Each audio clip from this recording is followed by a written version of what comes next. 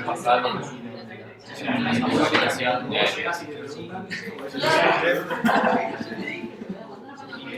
y tal vez sea eso. ¿Es eso? Y ya con eso podés armar una historia. Sí, pero está por el grupo. Tal vez exaltaron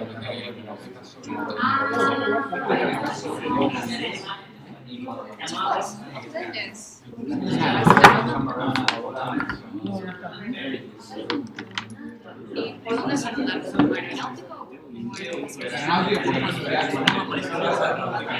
no es lo mismo porque no pasaron todos los materiales aeronáuticos, no lo pasaron equivalente a materiales especiales. ¿Vos te has pasado o te pasaron? Me había pasado. Porque si no, otra cosa no me sale. Sí, no hay un problemita con eso. Tenés que cambiar el nombre a todos. El nombre nada más. Hicieron todo un sistema nuevo. Sí, todos cambiaron.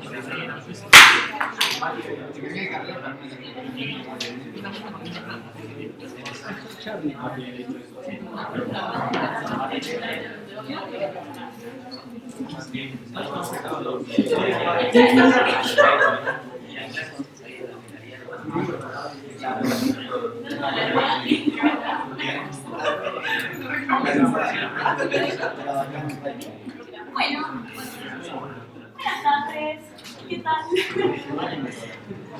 Hoy arrancamos con la primera clase propiamente dicha de la materia. Hoy es el comienzo, digamos, oficial de los temas que vamos a estar viendo durante este curso. La idea de hoy es ver lo que es el concepto de órbita y problema de los dos cuerpos, que ya lo empezamos en la clase pasada, pero de una forma muy rápida. El objetivo de la clase de hoy va a ser sentar las bases de la mecánica kepleriana, presentar el problema de los dos cuerpos y los parámetros físicos que describen una órbita, presentar elementos orbitales clásicos y la influencia que tienen en el comportamiento orbital y ver los tipos de órbitas terrestres. Sí. Una pregunta, ¿vas a grabar la clase? Sí, está puesta para grabar. De hecho, estaba viendo, pero no me llega el cable, si podía ponerlo acá para que se viera también el pizarrón, pero no me llega el cable. El del cargador sí, el HDMI no. Y bueno, ver los terrenos. Sí, acá. Lo pensé, pero no te quería molestar. No sé si... ¿Sí? Sí, bueno, muchas gracias. Por total, a ver, está todo escrito en las diapositivas. Las diapositivas ya están subidas a la página de la cátedra. Tienen una versión que tiene en blanco, digamos, la parte donde están los desarrollos, porque me gusta hacerlos en el pizarrón para poder mostrarlos mejor. Y otra donde yo escribí las demostraciones para que las tengan en el PDF. Bueno, y por último, vamos a ver los tipos de órbitas terrestres más comunes. Eso vamos a ver si llegamos, porque depende de cómo vaya yendo la clase. A veces llegamos, a veces no. Pero el problema, en cualquier caso, lo vemos en la clase que viene. Muchas gracias. A ver si llegan. Sí. Simplemente que... Ah, tranqui. Ahí está. Lo bueno es que esta es livianita, así que... Lo único que sí, si alguien va a pasar por acá, cuidado con el cable. Medio peligroso. Vamos a ver si se ve bien la cámara. Ahí va. Buenísimo. Bueno. Vamos a empezar con el mismo tema que estábamos viendo la clase pasada, haciendo el repaso de lo que es la mecánica orbital. Como decía anteriormente, la mecánica orbital es lo mismo que la astrodinámica, son dos sinónimos para la misma disciplina. En inglés es más común decirle astrodinámica, astrodynamics, que orbital mechanics, pero en español se usan indistintamente y creo que es más común la mecánica orbital.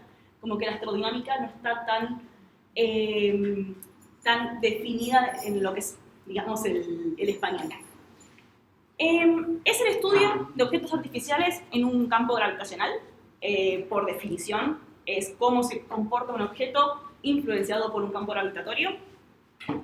Y la mecánica orbital deriva de la mecánica celeste, que es el estudio del movimiento de los planetas, las estrellas, los cometas, todo lo que sea un objeto natural en un entorno gravitatorio. Vamos a estar empezando a ver lo que son los conceptos fundamentales de la materia, que son las leyes del movimiento planetario de Kepler, la ley de gravitación universal de Newton y movimiento relativo. Bueno, para volver a repasar, por si alguien tampoco estuvo en la clase pasada, ¿qué es una órbita? Es un tipo de movimiento donde un objeto está en caída libre infinita, siempre entre comillas, porque en la realidad hay perturbaciones que lo van a sacar de ese movimiento eventualmente, como la resistencia atmosférica, como las perturbaciones gravitacionales, porque la Tierra no es homogénea.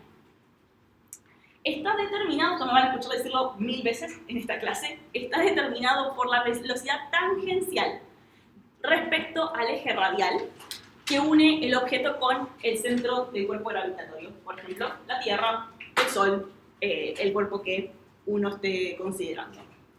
Y por eso es que los cohetes no se lanzan hacia arriba, bueno, solo hacia arriba, sino que una vez que despejan la torre, una vez que despejan el lugar de lanzamiento, se inclinan para empezar a hacer para empezar a acumular velocidad horizontal, una velocidad tangencial. Y nuevamente podemos ver el ejemplo de la bala de cañón de Newton, solamente que, bueno, esta vez les pongo el dibujo que hizo el mismo Newton en su libro Principia Matemática por los años 1600. Fíjense que acá es exactamente lo mismo que vimos en la clase pasada, solamente que todas las trayectorias están en el mismo dibujo, donde, bueno, se ve cómo cada vez se van como creciendo más y viendo más influenciados por la curvatura de la Tierra. Algo importante que no mencioné en la clase pasada, pero que me parece importante mencionarlo ahora, es que todos estos movimientos no tienen nada que ver con la rotación de la Tierra. La Tierra podría no rotar y tendríamos órbitas igual.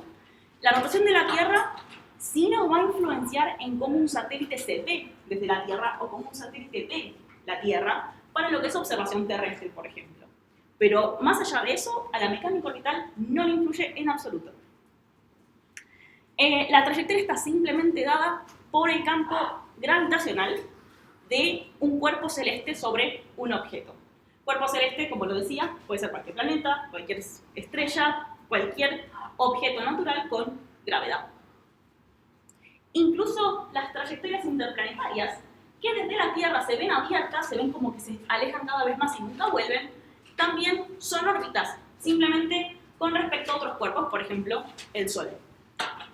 En su forma más simplificada, todo este problema, todo este movimiento, se conoce como el problema de los dos cuerpos, porque básicamente tenemos dos cuerpos interactuando entre ellos, uno básico, por ejemplo la Tierra, el Sol, Marte, Júpiter, y uno que se considera no másico, uno que se considera sin masa, por ejemplo el satélite, porque por supuesto la masa del satélite es completamente insignificante frente a la de la Tierra. Supone densidad homogénea, por eso es que por ahora vamos a suponer una Tierra ideal, sin perturbaciones, y recién en la unidad 4 vamos a estar hablando de lo que es perturbaciones. Y nuevamente, lo vuelvo a repetir, estas órbitas dependen de la velocidad tangencial relativa del objeto respecto al cuerpo celeste. Vamos a ver que esta velocidad tangencial relativa obviamente define la órbita, no solamente en el sí no, de decir si tenemos una órbita, no tenemos una órbita, sino qué tipo de órbita tenemos, también está dada por esta velocidad. Bueno, ahora sí, arrancamos con algo nuevo. Cualquier cosa, levantan la mano y me preguntan, no se preocupen, me pueden interrumpir sin problemas. Es posible que si yo estoy viendo para allá, no los vea allá, así que insístanme, no hay ningún problema. Bueno, arrancamos por las leyes del movimiento planetario de Kepler. Fue el primero en postular que las órbitas eran excéntricas, que eran elípticas y no circulares, y fue revolucionario. Fue toda una revolución en lo que es la astronomía observacional de la época que se publicaron entre 1609 y 1619. En su momento, como eran puramente empíricas, no se consideraron leyes, sino que inspiraron a Newton a hacer la ley de gravitación universal, que finalmente describió a todo el universo bajo una misma constante de gravitación. Y gracias a esto, la descripción matemática que le da Newton, que ahora la vamos a ver, fueron consideradas leyes.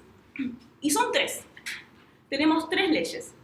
La primera es que la órbita de un planeta es una elipse con el Sol en uno de sus focos. Recuerden que esto Kepler lo hizo para planetas, entonces siempre habla del Sol, pero para nosotros eso podría ser la Tierra y un satélite. Es exactamente lo mismo. Entonces, no sé si recordarán lo que es un foco, pero cuando uno tiene una elipse, acá es donde arranco, bueno, más o menos, y traza los dos ejes, los focos son dos puntos dentro de la elipse que están equidistantes del centro.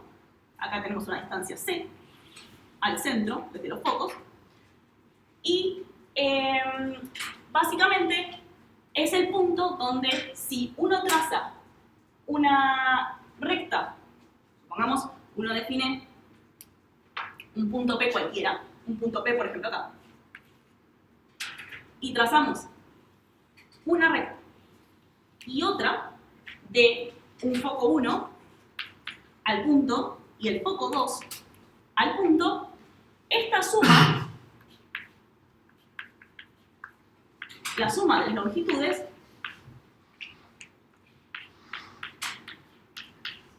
más la longitud de F2 es igual a 2A. ¿Y A qué es? A lo vamos a ver mucho. A es el semieje mayor de la elipse, que es la distancia desde el centro hasta el punto de mayor alejamiento. Esto es A. A es, voy a ponerlo en blanco si se ve bien, semieje mayor. Entonces, ¿qué dijo Kepler? El Sol no está en el centro, el Sol está en uno de los focos. Entonces, si nosotros tenemos un planeta, la Tierra puede estar orbitando por acá, Tierra, y el Sol va a estar en uno de los focos. Acá va a estar el Sol, por ejemplo, puede estar en cualquiera de los dos, de hecho es indistinto, los focos están geométricamente son simétricos, así que da lo mismo. Bien, esa es la primera ley de Kepler. Ahora vamos a ver la descripción matemática de cada una de ellas. La segunda es que el vector radio que conecta al planeta con el Sol barre, es decir, cubre áreas iguales a iguales intervalos de tiempo. Vamos a verlo representado en un dibujito también. Todo esto igualmente, estoy segura de que lo vieron anteriormente, pero me parece importante que todos lo entiendan. Bueno, acá tenemos de vuelta horrible. Todavía no aprendo a dibujar elipses. Acá tenemos el foco. Supongamos acá está el Sol, en el foco 1. Lo que dice esta ley es que si yo arranco acá y mi satélite recorre esta distancia en un tiempo, o llamémoslo delta T1, entonces el satélite estaba originalmente acá en T0 y ahora está acá en T1, este área que barre va a ser igual que, por ejemplo, si arranco acá en un, llamémoslo T0 y T1, y acá lo llamamos T2 y T3. Puede ser que no esté escala, pero bueno, este delta T2, si recorre este área en delta T1 y este área en delta T2 y delta T1 es igual al delta T2, es decir, los tiempos son iguales, son 1 minuto, 2 minutos, lo que sea. De acá a acá fue 1 minuto, de acá a acá 1 minuto. Entonces, el área 1 va a ser igual al área 2. Área 1 es igual a área 2. Y esto va a ser extremadamente útil para hacer una representación matemática del movimiento orbital. Ahora lo vamos a ver mejor. Y por último, nuestra tercera ley de Kepler dice que el cuadrado del periodo orbital es el tiempo que tarda el planeta en dar una vuelta completa. El cuadrado del periodo orbital de un planeta es directamente proporcional al cubo del semieje mayor de la órbita. Es un trabalenguas, pero es una cuenta extremadamente sencilla. Básicamente, tenemos, bueno, esta es la primera, esta es la segunda. Me rayé la uña de impresión. Y la tercera está ahí abajo, pero la voy a escribir acá para que sea más grande. La tercera dice que el cuadrado del periodo, el periodo a veces lo menciona como P, a veces como T mayúscula. Yo en general lo menciono como T mayúscula porque después vamos a tener otro parámetro P que es confuso. Usamos más este parámetro P que el tiempo, entonces prefiero usar P para periodo, pero es lo mismo, sin distinto. El cuadrado del periodo es proporcional, es decir, acá tenemos una constante, a el cubo del semieje mayor. Que habíamos dicho que el semieje mayor es la distancia desde el centro hasta el punto de mayor alejamiento de la elipse. Ahora, ¿cuál es esa constante? Nunca me acuerdo de esta manera, así que lo voy a leer porque siempre me acuerdo de... Hay otra que es más utilizada. Es 4 mu, que ahora vamos a ver lo que es. Otro pi al cuadrado. Ahí está, 2 pi cuadrado, está bien. Me parecía como 2 pi cuadrado. 2 pi cuadrado sobre mu. Yo siempre me acuerdo que después esto se despeja y queda 2 pi sobre mu raíz cúbica. Bueno, hay que hacer el despeje. Esto es 2pi raíz cuadrada de a cubo sobre mu. Esta es la forma más común de ver el periodo. Por eso nunca me acuerdo exactamente cuál es la constante. Bueno,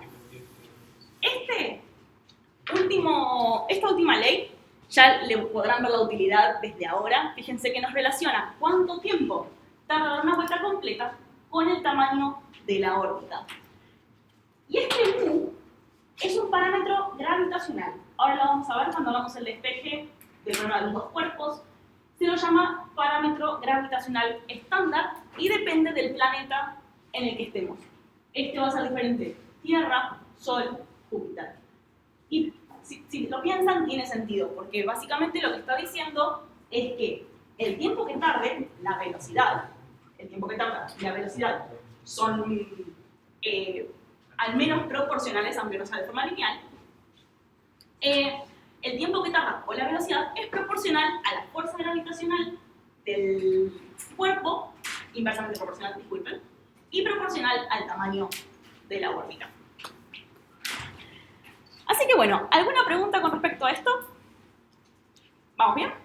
Bueno, pasamos al siguiente concepto que tenemos en la materia, que es la ley de gravitación universal de Newton. Esta es algo que la vemos desde las primeras materias de la facultad, pero sigue siendo útil hasta estas alturas. Fue formulada por Newton, publicada en 1687, fíjense que más o menos entre 70 y 80 años más tarde que la ley de Kepler. Fue la primera ley de gravitación que unificó el comportamiento de gravedad terrestre con otros cuerpos celestes. Entonces, básicamente esto lo que nos permitió fue describir fenómenos astronómicos bajo una misma ley. Junto con las leyes de Newton, que acción y reacción y todo esto, junto con las leyes de Newton se obtiene la descripción matemática de la tercera ley de Kepler. Esta descripción no la hizo Kepler, esta descripción Kepler la vio, pero no la justificó, la armó Newton años después. Esta ley, la ley de gravitación universal, dice que la fuerza ejercida entre dos masas, M1 y M2, separados a una distancia R, es igual al producto de sus masas e inversamente proporcional al cuadrado de la distancia. Es decir, voy a poner este. Es decir,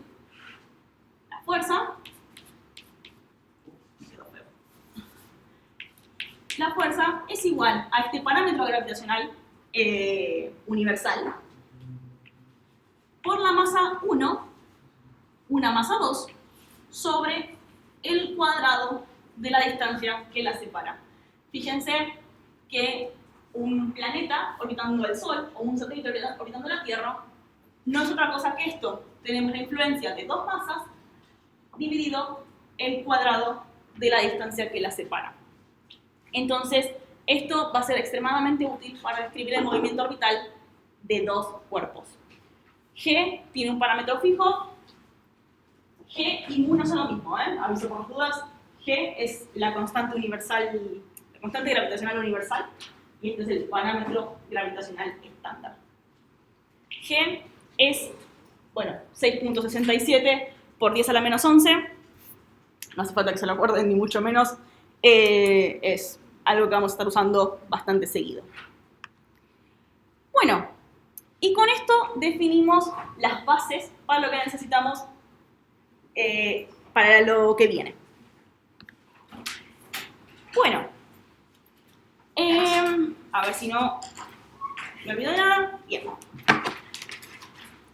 Vamos a hacer así. Mu es constante siempre. Mu es constante para el planeta que sea, sí. Hay una mu para la Tierra, hay una mu para la Luna, una mu para cada uno, sí. Que de hecho, se los voy a poner ahora, por mucho que más adelante lo voy a mencionar, para que vean la relación.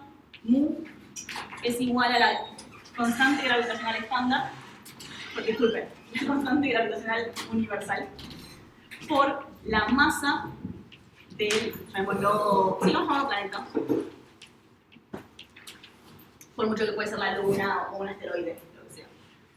Entonces, mu es igual a esta constante universal por la masa del cuerpo que estamos estudiando.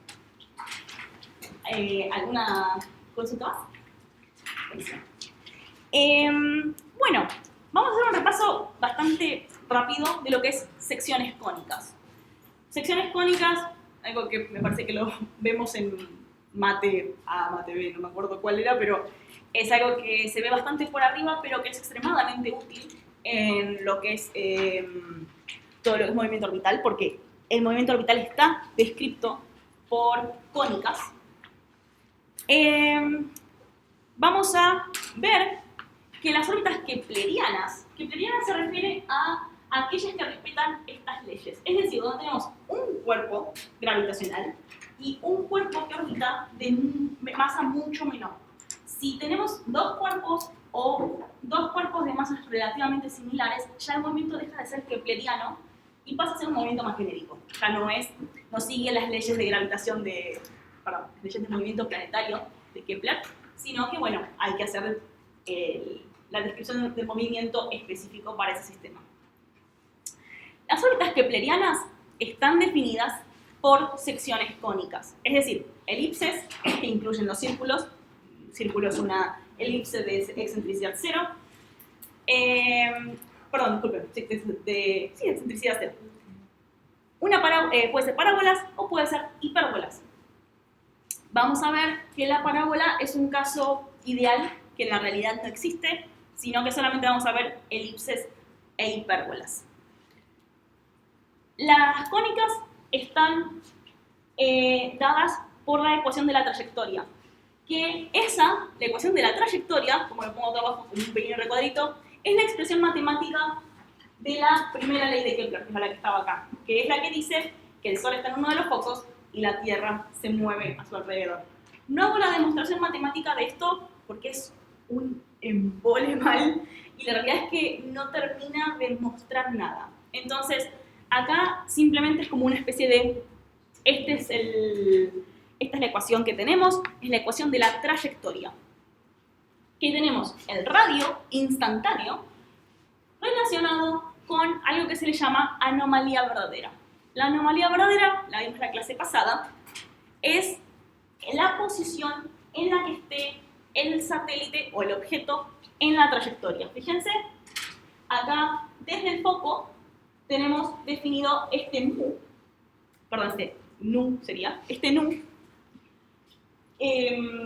nos dice dónde está en ese instante de tiempo. Entonces, en vez de tener un instante de tiempo, una función del tiempo, tenemos una función de la anomalía verdadera, que es un ángulo. Ahora vamos a ver bien cómo se definen cada uno de estos parámetros en la mecánica orbital. Entonces tenemos distancia radial instantánea, el parámetro P, semilatus rectum, o semiparámetro, nosotros en mecánica orbital le llamamos semiparámetro, que no es otra cosa que la distancia perpendicular entre el foco y la elipse,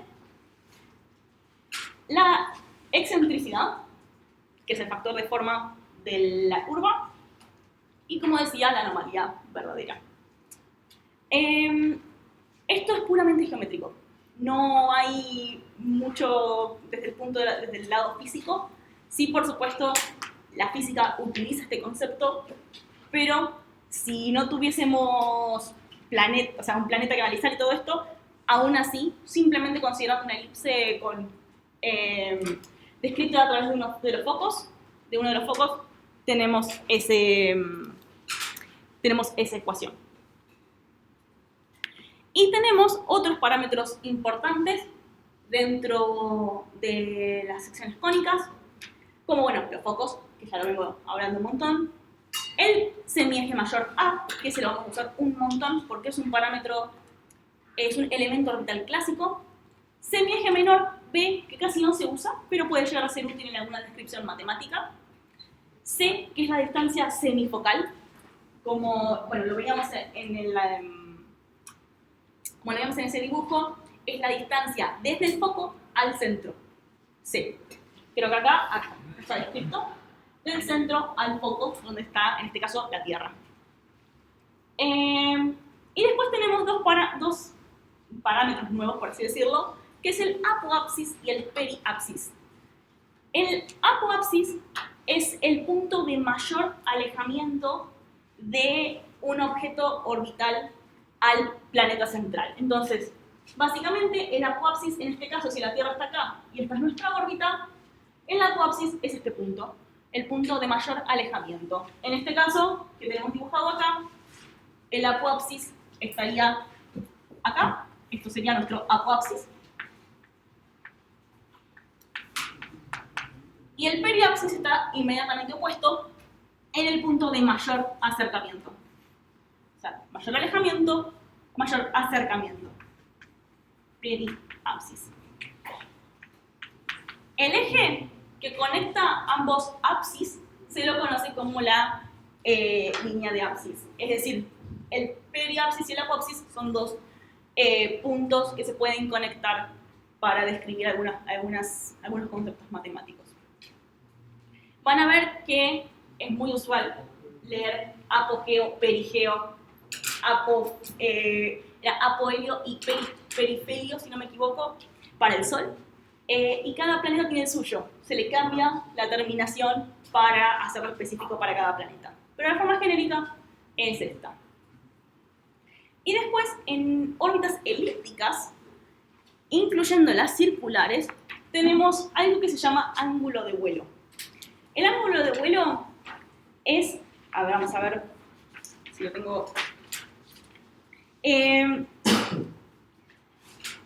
el ángulo que se forma entre la horizontal, la línea horizontal, que es básicamente perpendicular al radio que conecta al cuerpo gravitatorio con el objeto que orbita. Tenemos ahí un radio. La local horizontal es perpendicular, es una línea perpendicular. Ahora lo voy a dibujar para que se entienda mejor. Y la diferencia que hay entre esa local horizontal y la velocidad, que es tangencial, se llama ángulo de vuelo. Voy a hacer un dibujito para que se entienda. Y esto va a ser extremadamente útil más adelante cuando describamos maniobras orbitales. en cuenta que para órbitas circulares va a ser siempre 0, porque las velocidades tangenciales son perpendiculares al radio, pero en una órbita elíptica no es necesario que esto sea así. Vamos a hacer una horrible. Bien. Como es así, acá tenemos al cuerpo central y vamos a suponer que tenemos acá un satélite orbitando. Acá podemos conectar el satélite con la Tierra o con el cuerpo másico y acá tenemos nuestro radio instantáneo R. De este radio instantáneo podemos sacar una local horizontal, como menciona allá, que no es otra cosa que una recta, que se grafica acá, que es perpendicular al radio.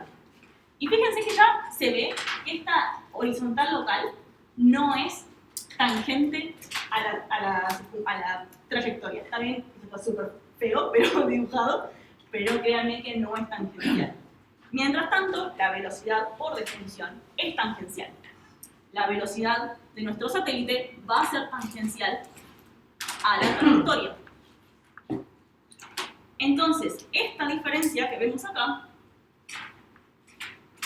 es lo que se conoce como ángulo de vuelo. El FPA es Flight Path Angle en inglés. Por si lo quieren llegar a buscar, FPA es Flight Path Angle. Ángulo de camino de vuelo, literalmente traducido. ¿Qué información nos da? ¿Cómo? ¿Qué información nos da el ángulo? Bueno, esto lo que nos dice es básicamente a qué ángulo con respecto al radio vamos a tener que hacer las igniciones para poder hacerlo de la forma más eficiente posible. Porque fíjense que si nosotros lo hiciéramos perpendicular a la Tierra, o sea, desde acá, nosotros ponemos perpendicular a la Tierra y lo hacemos, estaríamos aportando velocidad en una dirección que no nos interesa. Eso es básicamente lo que vamos a ver en un par de clases cuando usemos este ángulo. Por ahora queda ahí como un conocimiento en el aire, digamos. Bueno, ¿alguna pregunta sobre los elementos que venimos viendo de las cónicas? Vamos. Yo una pregunta, Sí, sí. porque creo que no escuché bien. ¿Una órbita cuándo es no kepleriana? Bien, es no kepleriana cuando no respeta la suposición de que tenemos un cuerpo central másico y uno de masa despreciable. Es decir, si tenemos, por ejemplo, dos asteroides orbitando uno con el otro, como fue esta misión hace poco de la NASA, DART, que se estrelló contra el asteroide, ese asteroide orbitaba otro asteroide. Ahí tenemos un movimiento no kepleriano, porque las diferencias de masa no son suficientes para poder suponer esta suposición de masas extremadamente diferentes. ¿Hay una relación de masa a partir de la cual se toma eso? Es una buena pregunta. En general, creo que era, a ver si lo tengo acá. Creo que era más de 25. A ver, no lo tengo acá. No hay una relación de masa dada, pero si es más de 25, más de 100, más de por ahí, ya va bien. Pero ya en 10, ya estamos hablando de elementos que se van a influenciar unos a otros.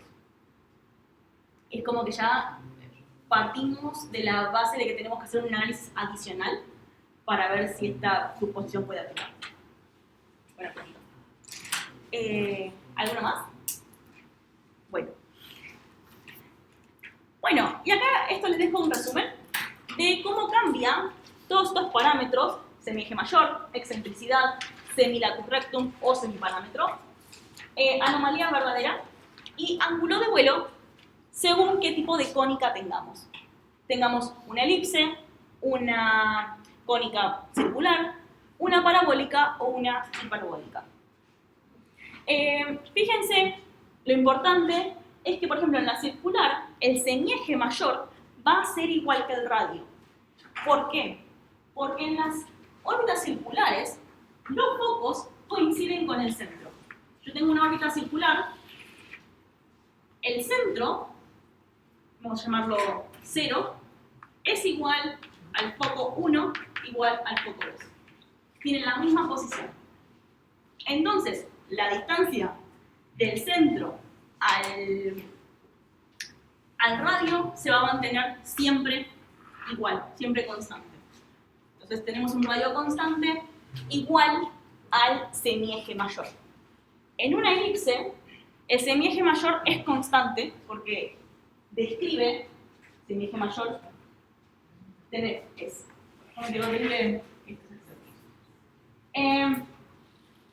semieje mayor, acuérdense que es desde el centro hasta el borde. Esto se mantiene, no cambia. Mientras uno no haga un cambio de órbita, el semieje mayor va a ser siempre igual. Obviamente va a cambiar según la órbita, pero para una misma órbita, ese semieje mayor se va a mantener constante. Y el radio instantáneo va a ir variando, porque a medida que uno recorre la órbita, este radio se va acercando o alejando de la Tierra. Y tenemos que el semieje mayor siempre va a ser mayor o igual al periapsis o menor o igual al radio de apoapsis. Bueno, y así se repite también para hiperbólicas y parabólicas. Parabólicas, como les decía, no vamos a ver. Las parabólicas se dan cuando la excentricidad es exactamente 1, cosa que en la realidad no se puede lograr, porque siempre va a ser, es más, en las circulares, que la excentricidad, que es nuestro factor de forma, es igual a 0, vamos a ver que es imposible, siempre tienen una pequeña excentricidad. Siempre, por mucho que uno quiera lograr una órbita circular, va a ser 0,000001. No importa, pero ya no es completamente circular. Y lo mismo pasa con las parabólicas. Entonces, una órbita va a ser elíptica o hiperbólica, una real. Vamos a ver que en la materia vamos a suponer excentricidades de igual a 0 por una cuestión de simplificación, porque vale la simplificación, pero en la realidad no se da. Bueno, y acá está como el resumen de lo que estuvimos viendo de cónicas.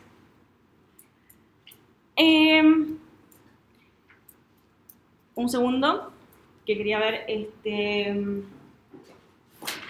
Bien.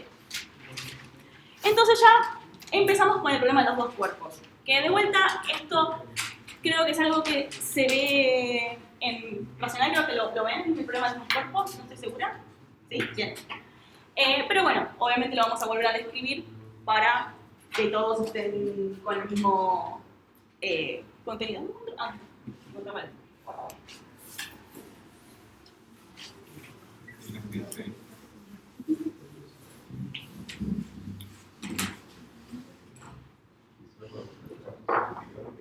Bueno, para empezar con el problema de los dos cuerpos, tenemos dos suposiciones muy importantes.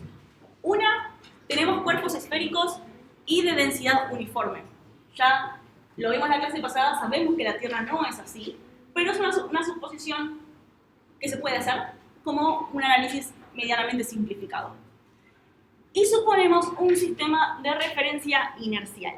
Por ahora esto a nosotros mucho no nos va a cambiar, pero vamos a ver cuando veamos el problema de los tres cuerpos cómo es más sencillo, en el caso de los tres cuerpos, representarlo como no inercial. Pero bueno, para este caso, el sistema de referencia es inercial. Bien,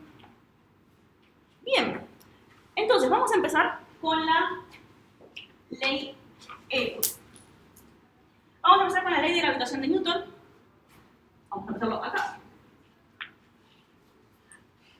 Tenemos que la fuerza de gravedad es igual a nuestra constante universal por la masa de la Tierra. Voy a hacer una aclaración, ahora lo hago, primero termino de escribir la ecuación, por la masa del satélite sobre la distancia entre ambos al cuadrado. Y esto tenemos acá un vector asociado que es unitario, que es el vector radio. Donde este vector radio es igual al radio del satélite desde el centro menos el radio de la Tierra. Esto era lo que quería aclarar. Voy a ponerlo acá. Este simbolito es Tierra. Esto lo van a ver un montón, lo uso bastante. Y después este otro símbolo, creo que acá no lo voy a usar, pero para que les quede como conocimiento, es Sol. Bien. Así empezamos con esto. Acá tenemos el dibujito, no lo voy a intentar siquiera dibujar porque no me sale tantos ejes. Fíjense que suponemos un sistema de referencia inercial. Desde el centro definimos el radio al centro de la Tierra, definimos el radio al satélite y nuestro radio de interés es la resta entre ambos. Después seguimos con la segunda y tercera ley de Newton. Tenemos que la fuerza de gravedad del satélite va a ser igual a la masa del satélite por la aceleración del satélite. Y esto, por supuesto, por lo que estamos viendo acá, va a ser igual a... Esto es una convención, puede ser menos, más, dependiendo del lado que elijamos. Pero bueno, en este caso, menos la masa de la Tierra, masa del satélite, sobre la distancia entre ambos por nuestro radio unitario. Y podemos decir exactamente lo mismo de la fuerza de gravedad sobre la Tierra, perdón, que ejerce la Tierra, que es igual a masa de la Tierra por la aceleración, y esto es igual a G. Exactamente lo mismo, pero opuesto por la ley de Newton de acción y reacción. Es decir, lo que nos está diciendo esto es que la fuerza que ejerce el satélite va a ser exactamente la misma a la fuerza que ejerce la Tierra, y el satélite le ejerce cierta fuerza a la Tierra, simplemente que la Tierra no se entera. Y acá estamos definiendo, acá estos dos, un segundo que no me quiero, también. Si sabemos que nuestra aceleración, la que estamos buscando nosotros, es igual a la aceleración del satélite menos la de la Tierra, entonces podemos sacar esta ecuación que vemos acá, que relaciona ambas en una misma ecuación, porque hacemos el despeje de este R, de esta aceleración, el despeje de esta aceleración, los restamos y nos queda una ecuación genérica del movimiento relativo, de la aceleración relativa entre ambos cuerpos, con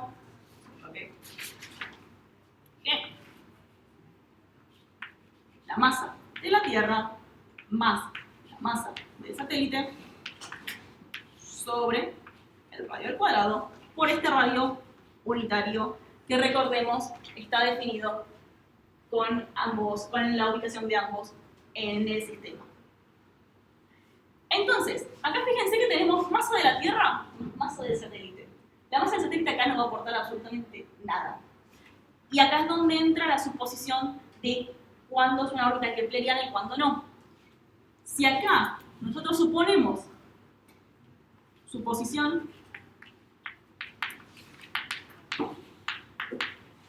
que la masa de la Tierra es mucho mayor a la masa del satélite, entonces podemos decir que la aceleración relativa va a ser igual a menos g masa de la Tierra sobre radio cúbico, porque multiplicamos estos dos, radio cúbico por nuestro radio vector. Y esta es la ecuación, este es el sistema de ecuaciones, porque acá tenemos aceleración en X, en Y, en Z, posición en X, Y, Z, estos son vectores.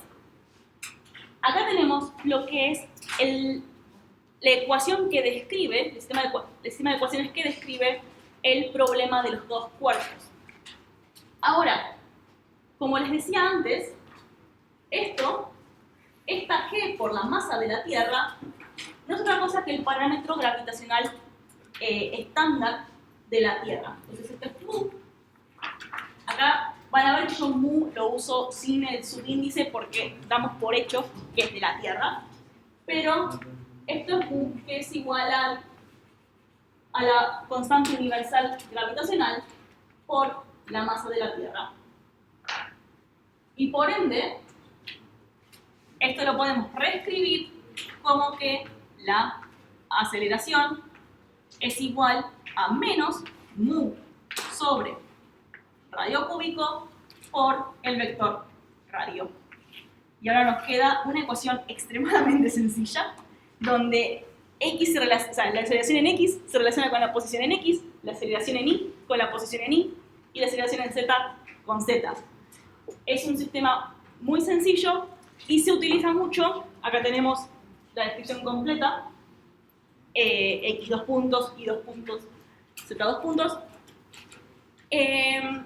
Se usa mucho para lo que es cálculo computacional. Vamos a ver que en la materia casi no vamos a usar estas ecuaciones porque la realidad es que hay formas más sencillas de visualizar el movimiento más que X y Z, porque al ser un movimiento circular es más sencillo pensarlo como un radio instantáneo, una posición angular y velocidades.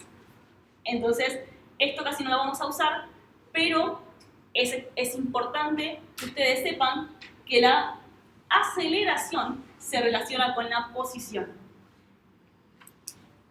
Así que bueno, esto es la descripción del problema de los dos cuerpos y es así como se define una órbita kepleriana, cuando esta suposición será. ¿Alguna pregunta con respecto a esto? ¿No? Bueno, igual me interrumpen lo que sea necesario. A partir de esta ecuación, podemos empezar a sacar parámetros interesantes que nos dan características de las órbitas que vamos a estar viendo. Vamos a estar despejando parámetros, como por ejemplo el momento angular específico. Vamos a ver que el momento angular específico nos va a demostrar que la órbita siempre se mantiene en un mismo plano. Una vez que está definida, no sale de ese plano. ¿Correcto? Igualmente esto estaba en la diapositiva, así que no hay problema. Cualquier otra demostración que por ahí, no sé si yo lo borro antes de que ustedes lo puedan terminar de copiar, están diapositivas con las demostraciones escritas en la página de la cátedra.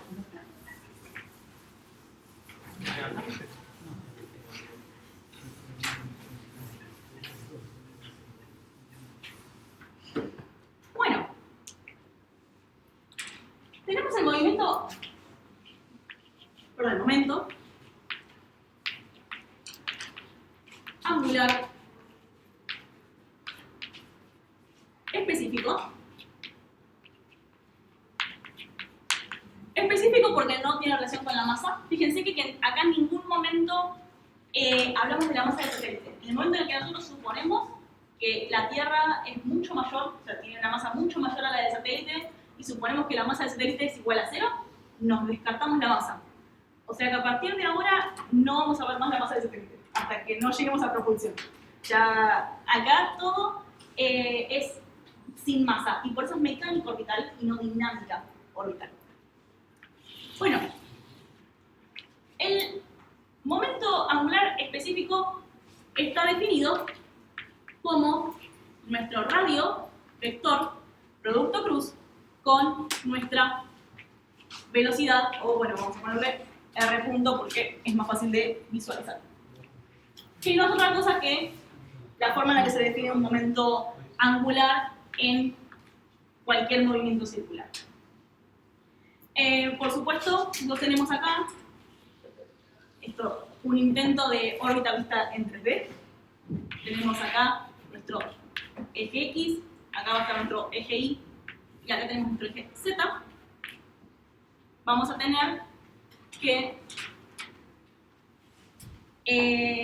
tenemos R en este sentido, o en cualquier sentido que esté en el plano, la velocidad de forma tangencial al punto, y por ende, por regla de la mano derecha, nuestro H va a estar en Z. Entonces, acá tenemos cómo están definidos los vectores. Pero ahora vamos a intentar encontrar una expresión para H, una expresión para poder calcularlo sin necesidad de conocer exactamente el radio vector y la velocidad vector. Vamos a ver que en ausencia de perturbaciones, este H es constante. Vamos a empezar con haciendo la derivada de esta equivalencia con respecto al tiempo. Y acá tenemos, por regla de la cadena, la derivada del primero por el segundo más el primero por la derivada del segundo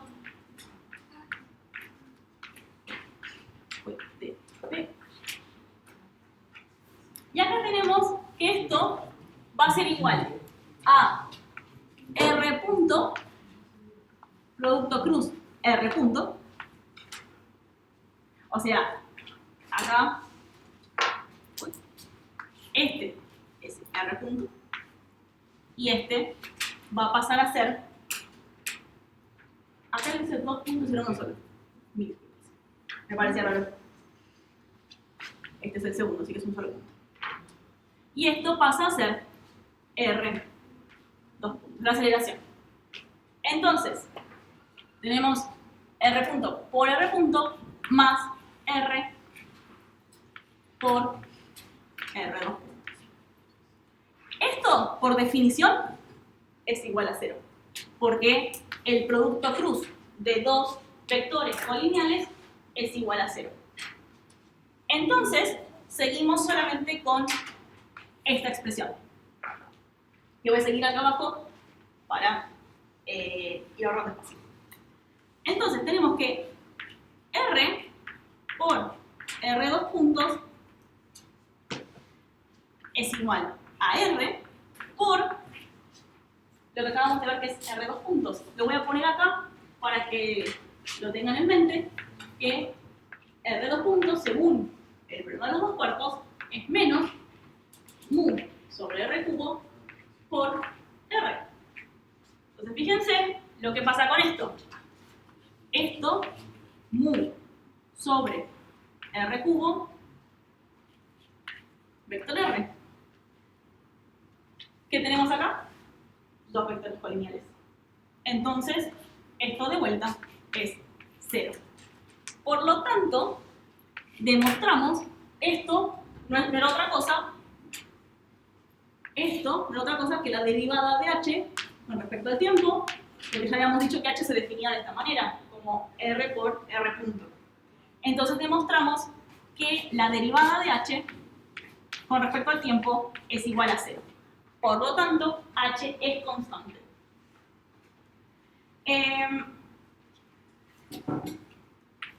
Tanto h es constante y, por supuesto, el módulo de h también es constante. ¿Qué nos dice esto? Que h siempre se mantiene igual. Por ende, el eje z de nuestra órbita siempre se mantiene igual.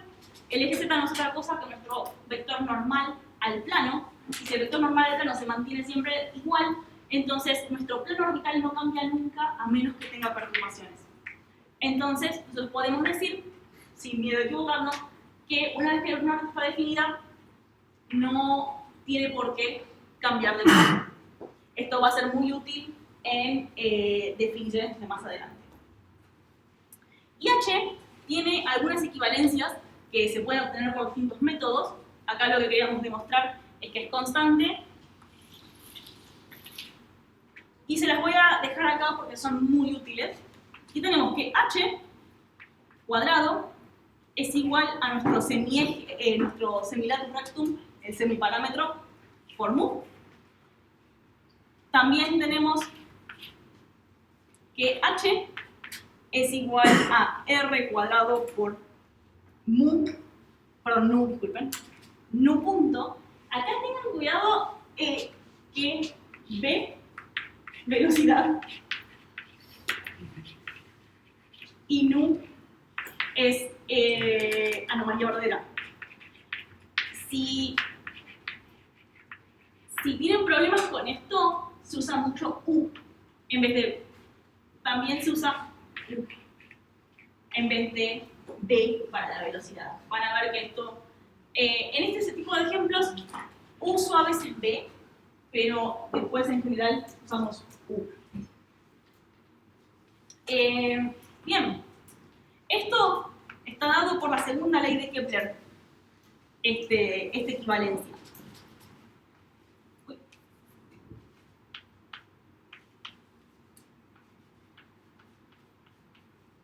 Después, si hay tiempo y eso, puedo hacer las demostraciones, pero no quiero tampoco aburrirlos con un millón de planteos matemáticos que no aportan mucho. Y por otra parte, también tenemos que H es igual a R, B, y acá se usó B de velocidad, coseno de el ángulo de vuelo. Fíjense que ya empieza a aparecer el ángulo de vuelo. Y esto lo vamos a ver, no es otra cosa que velocidad tangencial. Esto es cuando tenemos una órbita elíptica, la velocidad no necesariamente va a ser igual a la velocidad tangencial, como su definición lo dice, que es la velocidad perpendicular al radio. Sí va a ser tangencial a la trayectoria, pero no necesariamente va a ser tangencial en el sistema de referencia radial tangencial. Eso, ahora tenemos una diapositiva que lo hablamos mejor. Así que con esto también podemos decir, algo que me olvidé de decirles, me voy a dar cuenta porque lo tengo acá anotado ya directamente puesto. El ángulo de vuelo va a ser 0 siempre en el apogeo y en el perigeo, porque es el único momento donde nuestro radio vector es perfectamente perpendicular a la trayectoria en una órbita elíptica. Entonces, en el apogeo y perigeo, o apoapsis y periapsis, yo acá le estoy poniendo apogeo y perigeo, pero en general también, apoapsis y periapsis, nuestro ángulo de vuelo es igual a 0, siempre. Entonces, como nuestro ángulo de vuelo es 0 en el apoapsis y en el periapsis, acá este coseno pasaría a ser 1. Entonces, H es igual al radio del periapsis por la velocidad del periapsis y es igual al radio del apoapsis por la velocidad del apoapsis. Fíjense que acá, como el radio del periapsis es más chico que la velocidad, perdón, el radio del apoapsis, la velocidad necesariamente también tiene que ser diferente.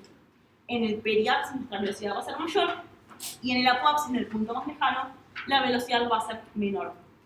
Cada una de estas expresiones nos va a ir demostrando cómo se comporta un satélite en órbita.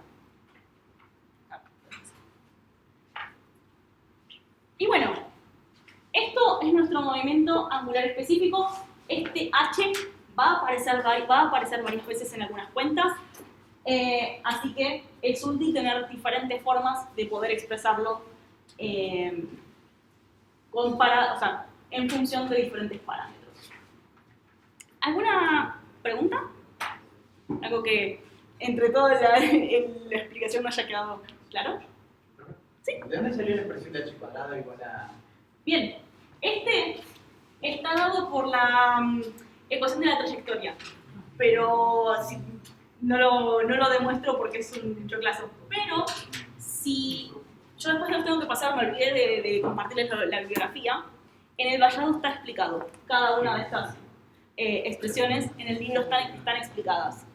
De hecho, hay muchas cosas que yo acá voy a pasar como bastante rápido, que por ahí obviamente se podrían explicar sin problemas porque los conocimientos matemáticos los tienen de sobra, pero sería una clase mucho más tediosa de lo que es actualmente. Pero bueno, si quieren saber dónde salen, en los libros suelen estar explicados, y si no me preguntan y lo vemos. ¿Sí? ¿Dónde? Ah, sí. La velocidad tangencial sería general, ¿no? ¿Cómo? El B por el coseno del ángulo. Todo esto, todo. El R por B, por el coseno... No, tenés razón. Disculpa, tenés razón. Ese está acá. Sí. Una pregunta. Sí. O sea que en el apoapsis y triapsis la velocidad isotangencial es igual a la velocidad... Exactamente. Sí, exactamente. Esto es algo que vamos a estar usando mucho en un tema que se llama maniobras no tangenciales, que son maniobras que no son, como lo dice la palabra, aplicadas exclusivamente en esta velocidad tangencial. O sea, no se hacen específicamente en el apoapsis o periapsis, donde todo lo que vos hagas va a pasar a la velocidad porque es todo tangencial. Sí. De hecho, es un poco confuso que esto se llame velocidad tangencial, porque la verdad es que la velocidad es tangencial a la trayectoria. Pero a esto se refiere, por las dudas, para que no queden dudas, esto se refiere a... no voy a usar este porque está muy abajo. Si yo tengo una elipse, y tengo acá mi cuerpo gravitatorio, y yo tengo acá un satélite, este es mi radio y esta es mi dirección tangencial al radio. Entonces, mi velocidad va a ser esta, tangencial a la trayectoria, esta es mi velocidad, y esta va a ser mi velocidad tangencial. Es decir, son dos velocidades diferentes por mucho que sean esta es tangencial a la trayectoria y esta es tangencial en el sistema coordenado, donde también va a haber acá una pequeña velocidad radial. Se descompone básicamente. Eso lo vamos a ver ahora en un par de diapositivas que hacemos todo el cálculo de velocidad tangencial y radial para estas órbitas.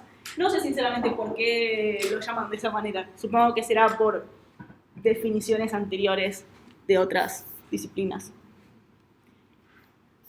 Bueno, vamos a seguir con algunas demostraciones. En total creo que son algo así como 4 demostraciones, si no me equivoco, que me parece que son interesantes para que ustedes puedan ver el lado más matemático de la materia. A partir de H, podemos podemos demostrar la segunda ley de Kepler. No se olviden, la segunda ley de Kepler decía que a iguales tiempos se barren a áreas iguales. Por lo tanto, si vos tenés una órbita elíptica, lo que implica es que la velocidad va a ser diferente.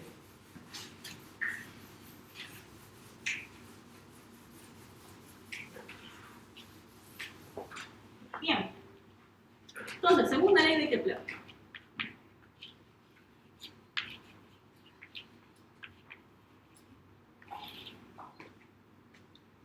Con la segunda ley de Kepler podemos ver, tenemos un pedacito de la órbita.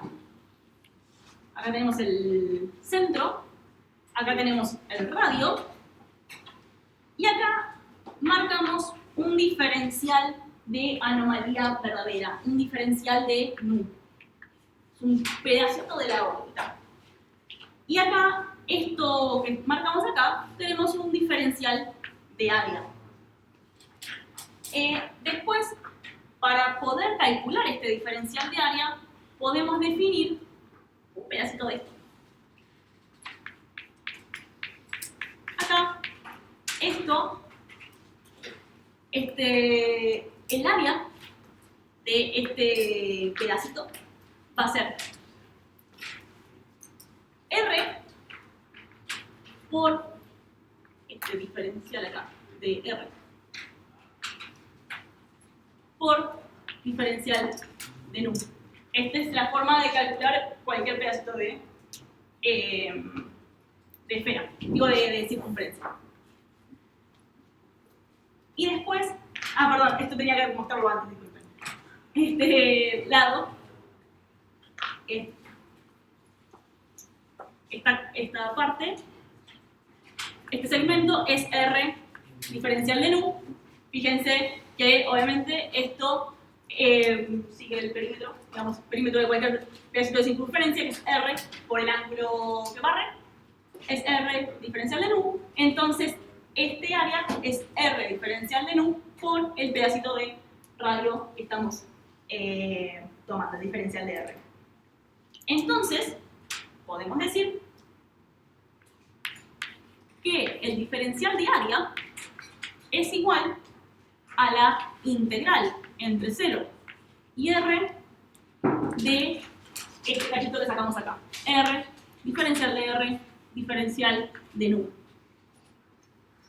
Y esto no es más que un medio de R cuadrado diferencial de nu. Nu siendo la anomalía verdadera. Esta va a ser nuestra primera ecuación. Y acá ya empezamos a usar este sistema de ordenado que yo les decía, donde tenemos K como vector Z, R y perpendicular a R, nuestro eje θ. Entonces nosotros sabemos, por otra parte, que nuestra velocidad completa, nuestra velocidad en general, va a ser igual a nuestra variación del radio en el versor del radio, más el radio por el diferencial de θ, perdón, la variación de θ en el tangencial. Esto no es otra cosa del tangencial, esto no es otra cosa que decir que la velocidad tangencial es igual a R por omega. Es lo de siempre. Pero puesto de otra manera. Acá lo estamos poniendo que omega es θ punto. Entonces, acá tenemos que esto es nuestra velocidad radial. Y esto es nuestra velocidad tangencial.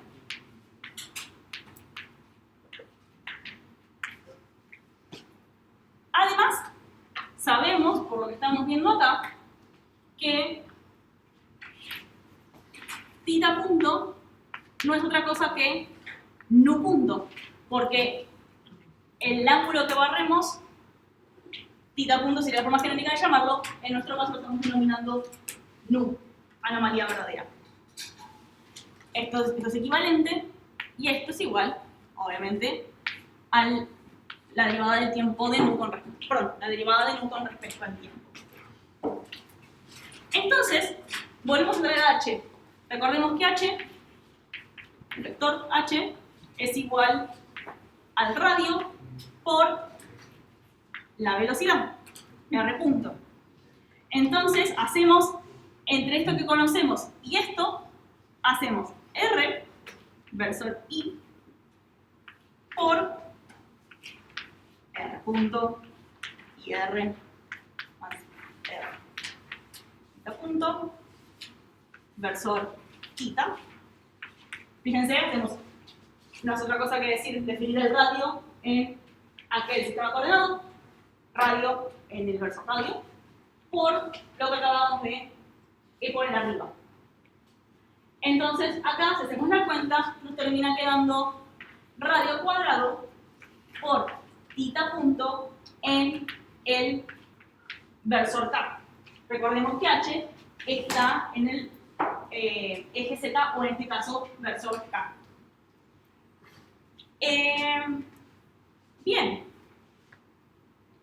Y como sabemos, esto, fíjense, ahora vamos a ver lo que decíamos, está bien. ¿Quién me había preguntado el R cuadrado tita punto? ¿Alguien me había preguntado de dónde salía el H igual a R cuadrado tita? Bien, sale de la segunda ley de Kepler, no de la primera. La primera es el igual a radio por B por coseno del ángulo de vuelo.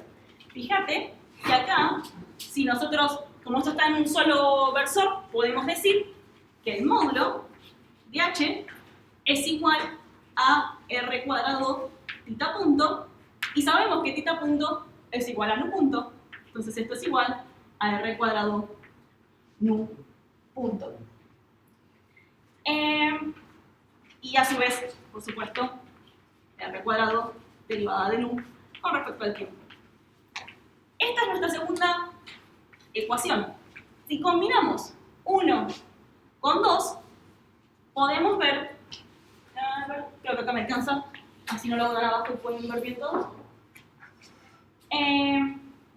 Podemos despejar dt igual a R cuadrado de nu y sobre h de nu, y si vamos allá tenemos que dt es igual, metemos el, un segundo, ahí está, vamos de vuelta a ver, hacemos así, un segundo porque me mareo de lo que escribí acá. Este es igual a este. Bien, ahí está, H. Ahora sí. Ahora pasamos esto acá. Y lo que tenemos es dt igual a 2 sobre H diferencial de área. Entonces, lo que debemos es que el diferencial de tiempo es directamente proporcional al diferencial de área. Entonces, a igual tiempo, igual área, no importa en qué sección de la elipse estemos. Entonces, fíjense acá lo que hicimos fue despejar de t, pasarlo con h, para poder usar esta equivalencia entre ambos. Fíjense que acá queda demostrada la segunda ley de Kepler y de paso nos llevamos una expresión para h que es r cuadrado por nu punto. Bueno, vamos a poner acá. Segunda ley de Kepler. ¿Alguna pregunta sobre este? Ahora vamos a pasar a la tercera ley de Kepler y ya después hacemos tercera ley de Kepler, a partir de ahí energía mecánica específica. Quiero ver, vamos de tiempo. No pasa nada. Bien, vamos bien. Vemos esto, la demostración de la tercera ley, y ya pasamos de vuelta a las diapositivas para ver los elementos orbitales. Bueno, la tercera ley de Kepler es mucho más fácil de demostrar. El hecho de que el cuadrado del periodo orbital es directamente proporcional al cubo del semieje mayor es una cuenta mucho más sencilla, menos rebuscada.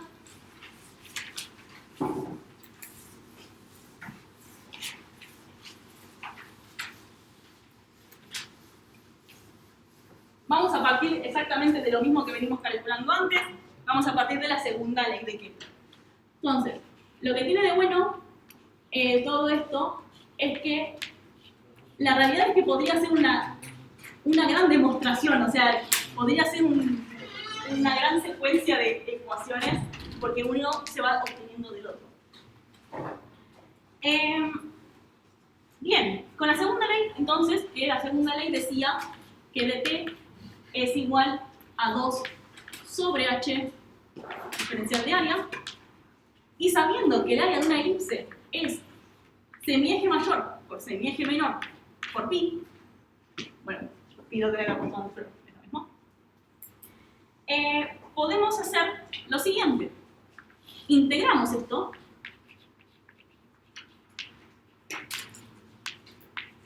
y tenemos entre 0 y el periodo del diferencial de tiempo. De este lado tenemos entre 0 y el área. Y acá tenemos 2 sobre h, diferencial de área.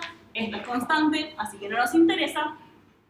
Tenemos que el periodo es igual a 2 sobre h por área. Y esto, esto es el área de una elipse.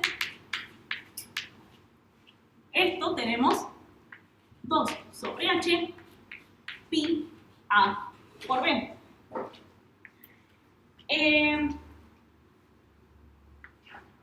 Sabemos a su vez que b por cuestiones geométricas, las cuestiones geométricas en general las voy a dar por hecho y no las voy a estar resolviendo porque si no nos terminamos más. B es igual a la raíz cuadrada de A. B es el eje menor, es la raíz cuadrada del semieje mayor por el semilatus rectus, raíz cuadrada de esta manera. Esto se obtiene a través de la excentricidad, de relacionar la excentricidad entre A y B. Y además, sabemos que P es igual a h cuadrado sobre mu. Esto lo di por hecho en las ecuaciones anteriores. Esto yo lo había puesto como h cuadrado igual a mu por p, simplemente despejando p. Entonces, bien, seguimos con esto. Tenemos acá que el periodo es 2 pi por a, hasta llegamos bien, sobre h, por la raíz cuadrada de a por p. Esto es b. B. Y a su vez podemos despejar a través de esta relación que denme un segundito para poder verlo bien.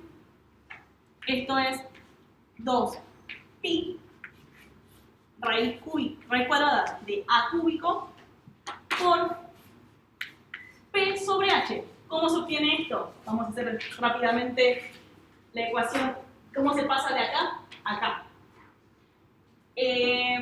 Disculpen, ¿cómo se pasa de esto a lo que vamos a ver después? P es igual a h sobre mu, como lo pusimos ahí. Entonces, la raíz cuadrada de p no es otra cosa que la raíz cuadrada de todo esto, ¿no? H cuadrado sobre mu. Entonces, ahora tenemos que la raíz cuadrada de p es igual a h sobre la raíz cuadrada de mu. Entonces, despejamos para poder obtener esta misma configuración y tenemos que la raíz cuadrada de p sobre h es igual a 1 sobre la raíz cuadrada de mu, mu siendo el parámetro gravitacional estándar, que es la constante universal por la masa de la Tierra. Entonces, reemplazando esto por esto, obtenemos la ecuación que habíamos visto anteriormente de t igual a 2pi por la raíz cuadrada de a cúbico sobre mu. Y esto Es otra forma, porque bueno, obviamente como está despejado no tiene el cuadrado t, pero es equivalente a decir que el cuadrado del periodo orbital es proporcional al cubo del semieje mayor. Fíjense, como les decía, como partimos de la segunda ley de Kepler, hacemos cuestiones geométricas. Esto es todo geometría acá arriba, esto simplemente viene de otras equivalencias. Siempre usamos otras equivalencias para seguir obteniendo resultados interesantes para poder evaluar nuestras órdenes. El siguiente que voy a hablar es energía mecánica, así que no sé si hay alguna duda con respecto a la tercera ley de Kepler o la segunda. ¿Vamos? Bueno, y esta es la última demostración que tenemos, que es la energía mecánica específica. Como en este sistema solo actúa la gravedad, la energía se conserva, por supuesto, porque es un sistema sin ningún tipo de influencias externas. La energía mecánica específica es el parámetro que describe la energía del sistema y va a ser extremadamente útil para relacionar la velocidad con el radio instantáneo. Velocidad instantánea con radio instantáneo. Acá, de vuelta, vamos a estar haciendo un par de pasajes medios raros. Yo les recomiendo, si hay alguno que no les quede claro, por supuesto me pueden preguntar, pero cada libro lo explica de una forma ligeramente diferente. Son dos equivalentes, pero cada uno tiene su método. Así que, capaz, si lo buscan en alguno de los libros, está explicado de una manera ligeramente diferente que les gusta más que la forma en que lo estoy explicando yo. Yo sigo la explicación del Vallado, pero el Bates-Millerand-White lo explica un poquito diferente y el Curtis un poquito diferente. Bueno, empezamos con la ecuación de dos cuerpos. Recordemos que R, dos puntos, es igual a menos mu sobre R cúbico por el vector ρ. Entonces, acá podemos reacomodar todo esto para decir que R dos puntos más, porque acá tenemos un menos, mu sobre R cúbico por radio es igual a 0. No hicimos nada raro. Y además, obviamente, decimos que R dos puntos es equivalente a la derivada de B. Es decir, B es una velocidad, B punto es igual a R2 puntos. Esto lo vamos a hacer porque, como les decía, por algún motivo se prefiere usar B en vez de R punto, porque empiezan a haber, no sé, relaciones un poco más evidentes de esta manera, pero el Bates-Millerand-White usa constantemente R. Así que si prefieren verlo de una manera donde siempre sucede R, ese libro puede ir mejor. Entonces, podemos hacer el producto punto de la ecuación de los dos cuerpos con B punto. Entonces hacemos producto punto de la ecuación de dos cuerpos con B punto. Entonces tenemos acá esto es equivalente, como hemos dicho, a B punto. Tenemos B punto con B punto más de vuelta a B, fíjense, R punto es velocidad. Disculpen, con B, me equivoqué yo. Este no es B punto, es B. Entonces hacemos así, B punto. Bien, vamos de vuelta. Entonces hacemos la ecuación de los dos cuerpos con B, velocidad. Entonces tenemos B por B punto, acá, más B por el término que tenemos acá. Y esto va a ser igual a 0. Vamos a ver qué es lo que da cada uno. este término, sabemos, si lo vemos un poco con ganas, que esto es equivalente a decir que esto es la derivada de b cuadrado sobre 2 con respecto al tiempo. Esto es igual a b por b. No se olviden que el producto punto lo único que hace es relacionar los módulos de los vectores.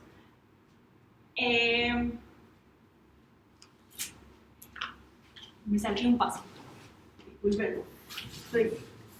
Igualmente era correcto lo que estaba diciendo, pero me salté un paso. Yo acá tengo. Ahora sí pasamos de forma, a forma escalar. La velocidad por v punto, módulo, más r punto, mu sobre r cubo, r. Acá lo cancelamos. Este se va con este, este pasa a ser cuadrado, y esto sí es igual a 0. Y ahora sí viene lo que les decía.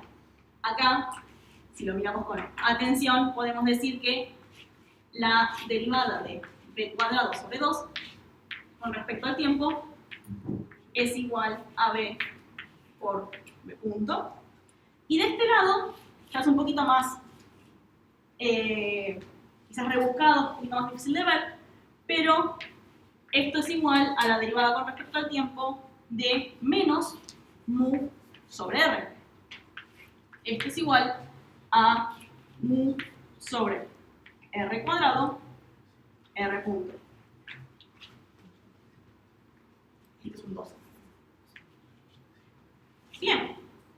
Entonces, ahora podemos reacomodar toda esta ecuación para decir que la derivada con respecto al tiempo de b cuadrado sobre 2 más la derivada con respecto al tiempo de menos mu sobre r, perdón, r es igual a 0. Podemos integrar esto y al integrarlo, acá integramos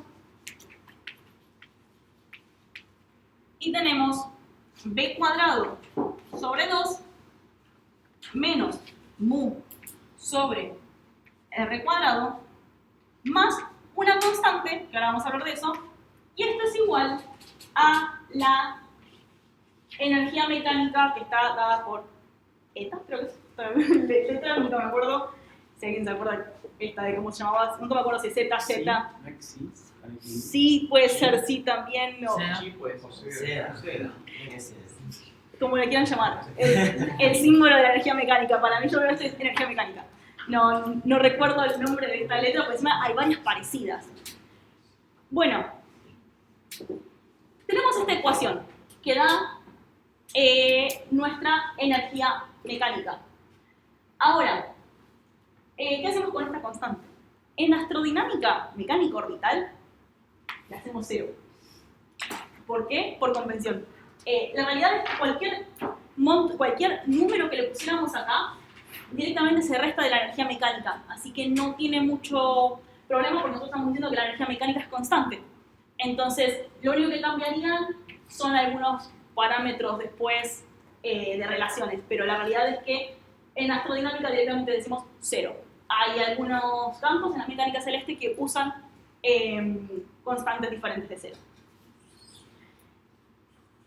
Y lo que decimos es esto, lo primero lo voy a escribir directamente y ahora lo vemos bien.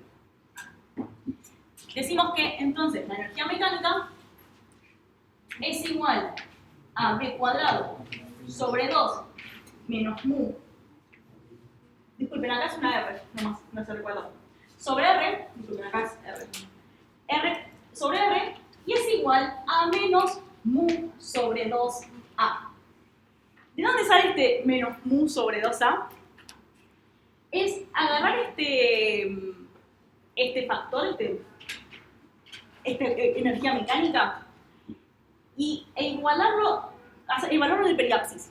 en el periapsis o en el apoapsis, una de dos, ¿no? Puede ser periapsis o apoapsis. Usando la equivalencia que sabemos de H igual a RP, o sea, velocidad, radio en el periapsis, velocidad en el periapsis o en el apoapsis también. Y teniendo en cuenta la ecuación de la trayectoria. Es decir, acá adentro metemos la ecuación de la trayectoria, sabemos que el momento angular específico es equivalente a esto, y terminamos obteniendo esta equivalencia. De vuelta, no lo calculamos por una cuestión de tiempos y de que vamos a ver que si bien esta ecuación la vamos a usar un montón, no aprendemos demasiado, digamos, de demostrar esta equivalencia en la energía mecánica. Nuevamente está en el libro, pueden buscarlo, pero sí. Y una pregunta, ¿en el producto punto no hay un coseno también involucrado? Es una buena pregunta, porque sí, hay un coseno involucrado, pero creería que como son... no son polinomiales. La verdad, me mataste, porque yo la demostración la sé lo suficiente como para poder mostrarle y decir, a ver, de acá sale, pero nunca me puse a obtenerla yo misma. De hecho, por eso es que no les tomo demostraciones ni mucho menos. Sí. Las casos circulares puede ser, pero puede ser que sea ruido. Bien, lo podemos buscar. Puedo buscarlo en el vallado seguro esté, porque el vallado hace una demostración bastante puntual. Deberían ser paralelas, ¿no? Exacto. Paralelas, coseno, vale la Paralelas, 1. sí, paralelas o... sí, están en paralelas, tal cual, sí. Sí, iba a decir opuestas, pero eran polineales. Sí. Pero sí, toda esta ecuación que vemos acá se le conoce como ecuación biviva, que de hecho, lo voy a pasar a la siguiente. Fíjense que yo acá directamente les doy la energía mecánica es igual a menos mu sobre 2a. Y acá tenemos la ecuación biviva, que no es otra cosa que, esto está reacomodado nomás, es esta misma ecuación, solamente que despejamos b cuadrado y lo pasamos todo para el mismo lado. La ecuación biviva nos relaciona, fíjense, la velocidad instantánea con el radio instantáneo a través de una constante. Entonces, esto lo vamos usando constantemente para saber cómo la variación de una velocidad nos puede afectar tanto al radio como al semieje mayor de la órbita. Yo acá un poco voy rápido con esto, porque bueno, llevo una clase entera, pero voy súper rápido, porque no es mi intención que se aprendan las ecuaciones, las demostraciones, ni mucho menos, es que vean un poco que todo sale de, por ejemplo, la ecuación del problema de los cuerpos, que salen de las leyes de Kepler, que salen de las leyes de Newton, que son cosas que son calculables. Como les decía, yo acá me salté un par de pasos, pero si ustedes van al libro, lo van a entender 100%, porque no son más que jugar con ecuaciones vectoriales.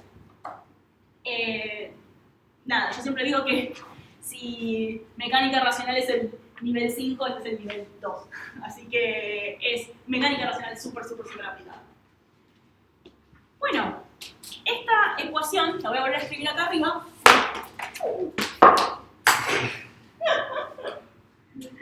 Ay, qué pavo.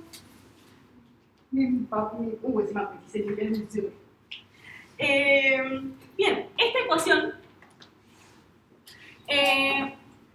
lo que podemos reescribir es b cuadrado igual a ver cómo lo escribe ahí para, bien, mu 2r menos 1 sobre a. Fíjense que acá tenemos, esto es velocidad instantánea y eso es radio instantáneo. Acá lo que tenemos es una relación de cómo va a variar la velocidad con el radio según qué órbita tengamos y qué planeta tengamos. Entonces es una ecuación súper importante en lo que es la mecánica orbital. Esto lo vamos a estar usando de acá hasta el final de la carrera prácticamente, de la materia prácticamente. Bueno, Ya con esto, medio que terminamos las demostraciones. Voy a hacer una demostración más de lo que es la velocidad tangencial y radial. Una pregunta. Sí, Esa B sería el módulo del vector velocidad Sí. del satélite, por ejemplo. sí, exactamente. ¿Cuál es tu velocidad instantánea? Sí. No tiene ningún tipo de dirección en particular. Es velocidad. Estoy llena de tiza ahora. Bien. Vamos a pasar a lo que es energía característica, que es bastante, ya pasamos de la parte más matemática a algo que se usa mucho en la industria, que es básicamente la energía necesaria para poder escapar un planeta con una cierta velocidad. Nosotros ahora tenemos la velocidad de escape, es la velocidad mínima necesaria para escapar el campo gravitacional de un cuerpo celeste, o bueno, un planeta, una estrella o lo que sea. La energía característica o velocidad de exceso hiperbólico, que lo vamos a estar viendo en la unidad 5 en trayectorias interplanetarias, es qué velocidad obtenemos si nosotros hacemos que R tienda al infinito. Entonces, agarramos este término, tiende a 0, ¿qué velocidad nos queda? Esa velocidad tendiente al infinito es lo que se le llama energía característica. Y fíjense que va a depender de qué tipo de órbita querramos. No se olviden que A es nuestro tamaño de la órbita. Representa la velocidad residual que tenemos después de la velocidad de escape. Y en la industria espacial, el C3, el C cubo, la energía característica, es un parámetro que se usa para medir la performance de diferentes cohetes. De hecho, si ustedes buscan energía C3, la NASA tiene una base de datos de la energía característica de varios cohetes ampliamente utilizados en la industria, Falcon 9, Falcon Heavy, los de ULA, Delta 4, todos estos muy utilizados, Ariane 5 también. Entonces, la energía característica o la velocidad de exceso hiperbólico es cuánto adicional tenemos de la velocidad de escape cuando la velocidad en R tiende a infinito para una órbita dada. Es medio un trabalenguas, pero vamos a verlo bien en trayectorias interplanetarias, pero ya quería ir mostrándoles para qué tipo de cosas se usa. O sea, depende de la órbita. Sí, depende de la órbita a la que vos quieras ir, sí. Porque fíjate que cuando, vamos a volver un poco para atrás para mostrar esto, acá, fíjate que cuando vos tenés una hiperbólica, fíjate que se llama velocidad de exceso hiperbólico, tu A va a ser menor a 0.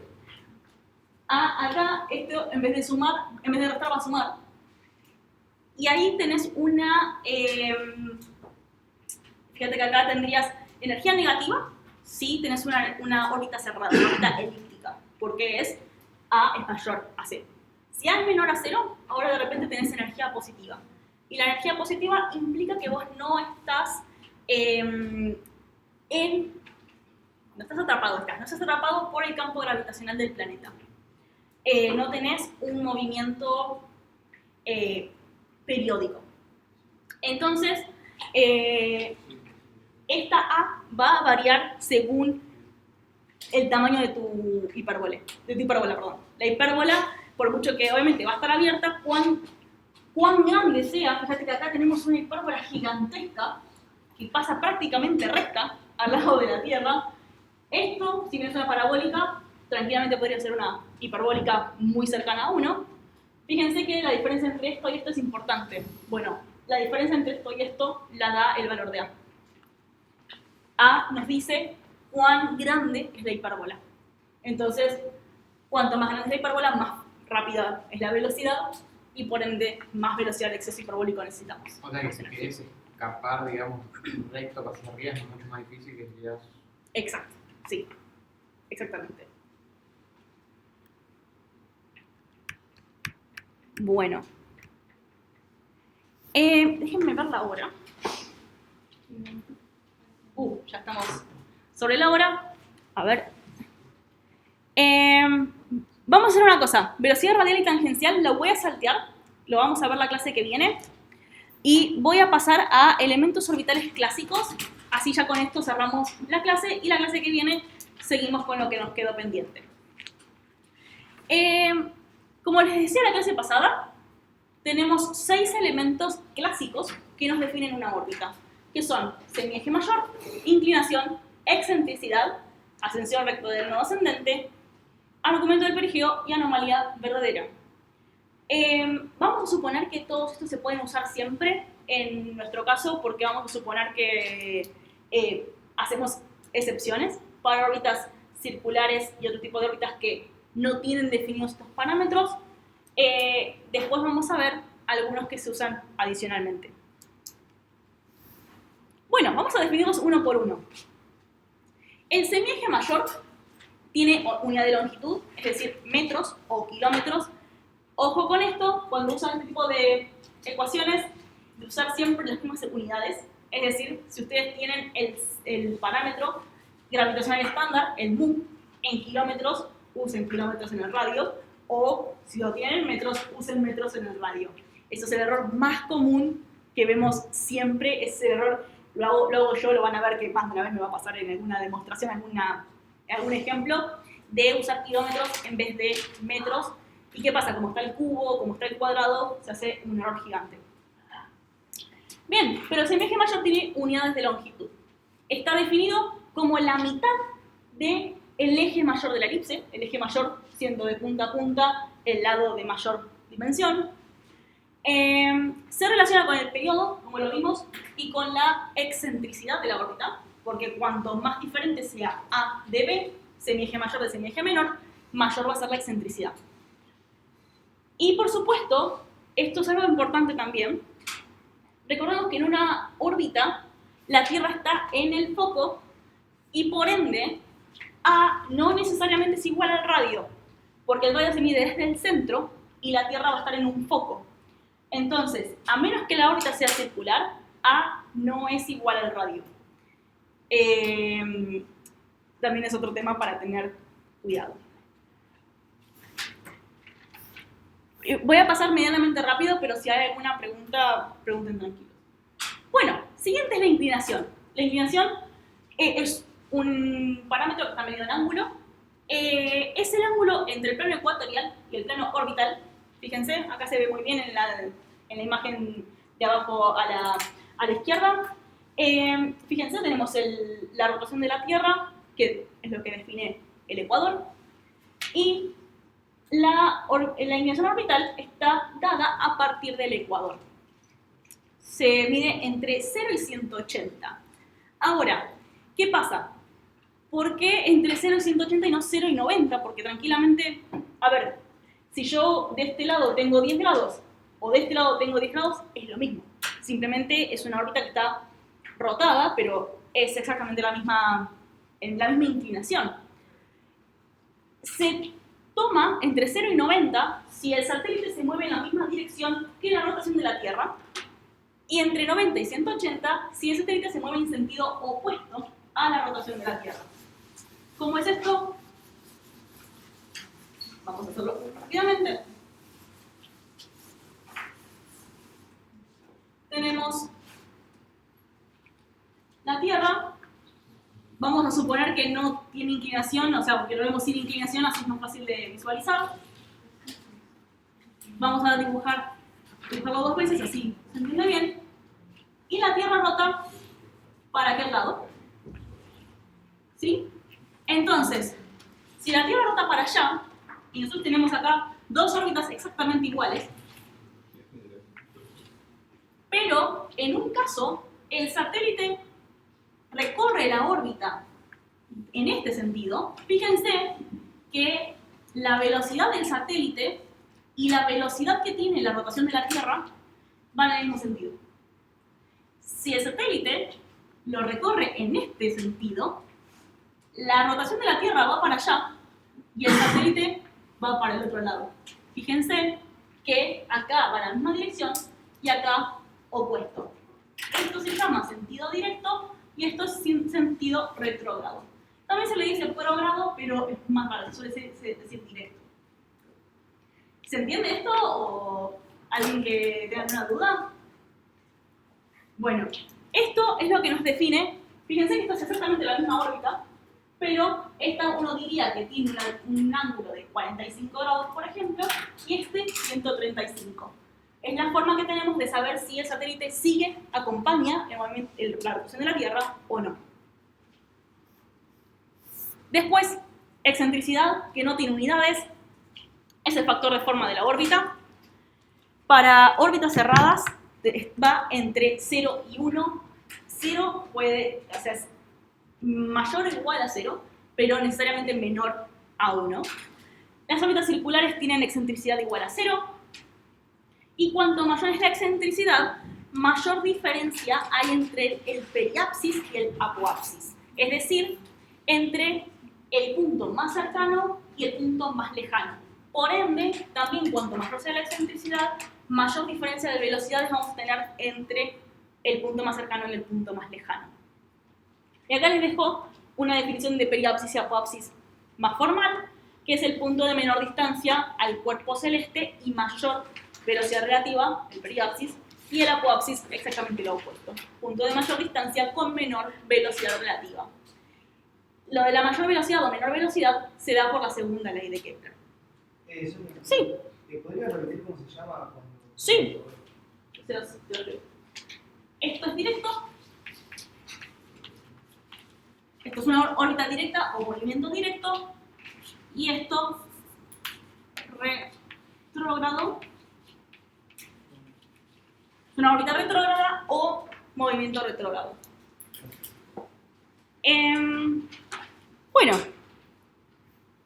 este es el más complicado de todos. Explicarles la ascensión recta del nodo ascendente es siempre un lindo desafío porque lo terminan de entender más adelante en la cursada. Así que si no lo entienden ahora, por supuesto pueden preguntarlo, pero fíjense si, no sé, en 2, 3, 4 clases no toma un poquito más de sentido.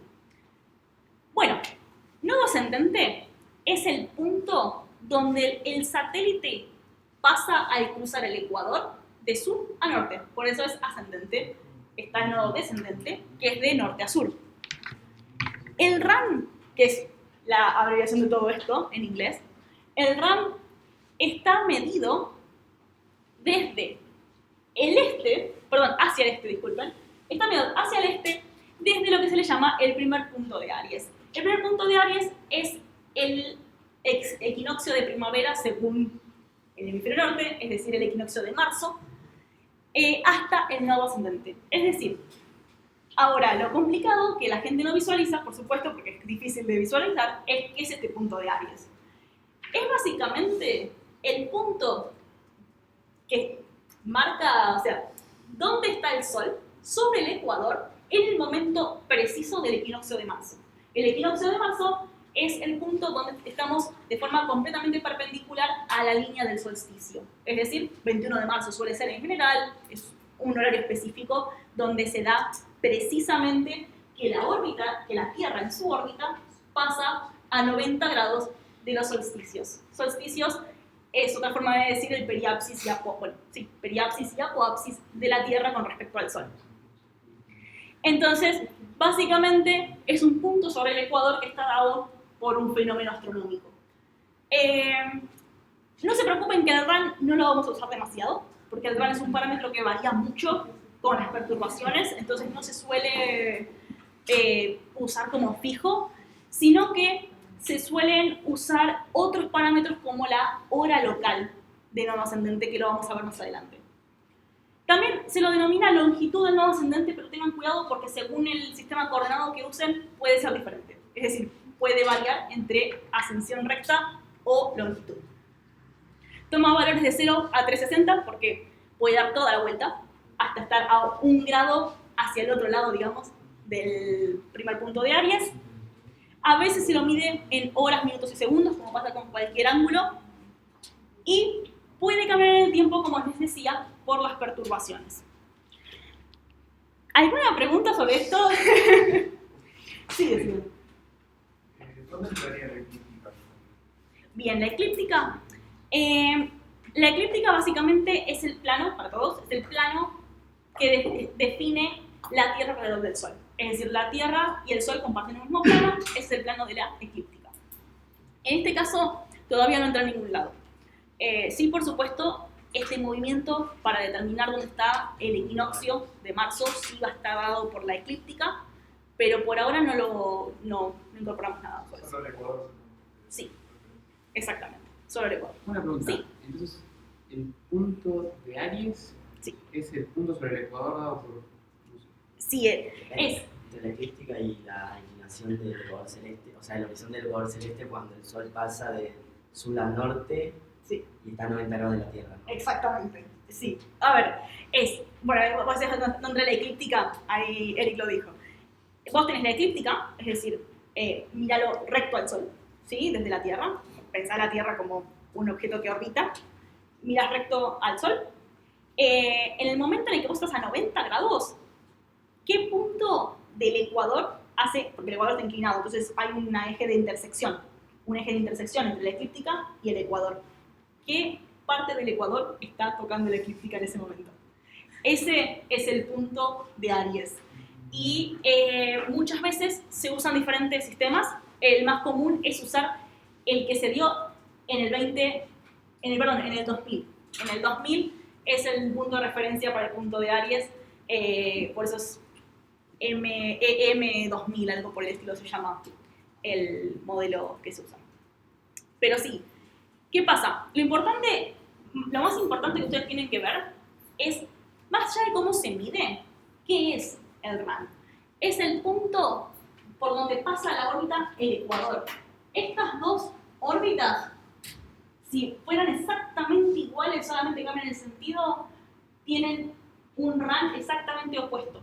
Es decir, supongamos que este tiene un RAN de 0, porque, vamos a ver esta tiene un RAN de 0, de sur a norte pasa por el punto 0, esta tiene un RAN de 180, porque está exactamente del otro lado. Fíjense que acá va de norte a sur, entonces del otro lado va a ir de sur a norte.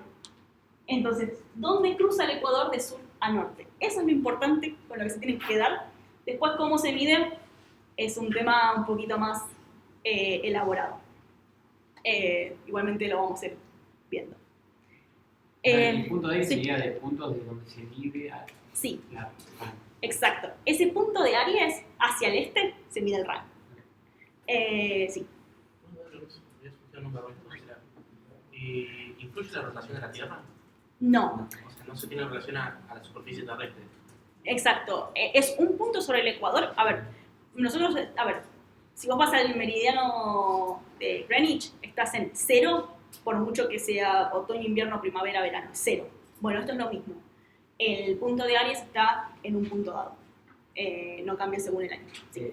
Pasa que se dice punto Aries porque justo en esa época del año el Sol, la constelación de Aries está, o sea, el Sol está delante de la constelación de Aries. Exactamente. Por eso dice punto de Aries. Sí. A mí por ahí me gusta decirle, punto de Aries es la forma más común de decirlo, primer punto de Aries, por eso es primer punto de Aries, porque es el primer punto donde el Sol está coincidiendo con la constelación de Aries. También me gusta decirle el punto vernal o punto de equinoccio de marzo, porque me parece que es más fácil pensarlo desde el punto de los equinoccios. Bueno, y con esto creo que sí, cerramos acá con esto. Con esto, fíjense, bueno, acá no se ve muy bien, pero tenemos 3 órbitas que tienen exactamente las mismas inclinaciones, pero son completamente diferentes. Tenemos una acá, una que cruza así, y una que, bueno, se ve de frente, no se ve cuando cruza el ecuador, que es la fucsia de arriba. Todas tienen la misma inclinación, todas tienen la misma desviación desde el plano del ecuador en su plano ecuatorial. Pero ¿qué pasa? El RAN es una forma de torsionar la órbita alrededor de la Tierra. Entonces, todas estas, si vos las medís desde el ecuador, tienen la misma inclinación, pero cambia dónde cruzan el ecuador. Esa es la diferencia que te da el RAN. Eso se usa mucho, por ejemplo, para las consideraciones de GPS. Y para cerrar, tenemos las últimas dos, que tenemos el argumento del perigeo, que se mide en ángulo, que es la posición del perigeo, es decir, bueno, yo no tengo ninguna dibujada, la posición del punto más cercano a la Tierra en la órbita. Se mide desde el nodo ascendente, es decir, donde pasa por el ecuador, se mide en dirección al movimiento del satélite, toma valores de 0 a 360 de vuelta, porque si 0 es porque justamente está en el ecuador, 360 sería equivalente a 0, pero 359 es un poquito antes del ecuador. Puede cambiar en el tiempo por las perturbaciones terrestres y no es algo que se use mucho porque tampoco se usan mucho las órbitas altamente elípticas. Entonces no es algo que sea muy usual usar. Por último, la anomalía verdadera con unidades de ángulo, ya lo vimos varias veces, es el parámetro que identifica dónde está el satélite en la órbita y se mide desde el perigeo, si es que está definido. Por lo tanto, cuando el satélite está en el perigeo, nuestra anomalía verdadera vale 0, cuando está en el apogeo vale 180 y termina de completar la vuelta hasta 360. Esto no tiene un parámetro fijo, no es un valor fijo, sino que varía según donde esté el satélite en la órbita. Es nuestra variable, digamos, es nuestro tiempo. Bueno, con esto ya cerramos. La clase que viene partimos desde acá, desde órbitas directas versus retrógradas, aunque ya lo estuve explicando, y ya pasamos a tipos de órbitas terrestres y aplicaciones y el tema que vamos a ver. Y teníamos que ver lo de velocidades, ¿no? Sí, y lo de velocidades que siempre me queda pendiente porque siempre es una clase que es larga. Así que bueno, igual si tienen alguna duda, no sé si creo que tenemos que dejarles el aula a la gente de motores. O ya fue ayer, eso, no me acuerdo. Ah, bueno. Cualquier cosa, estoy si me quieren preguntar algo.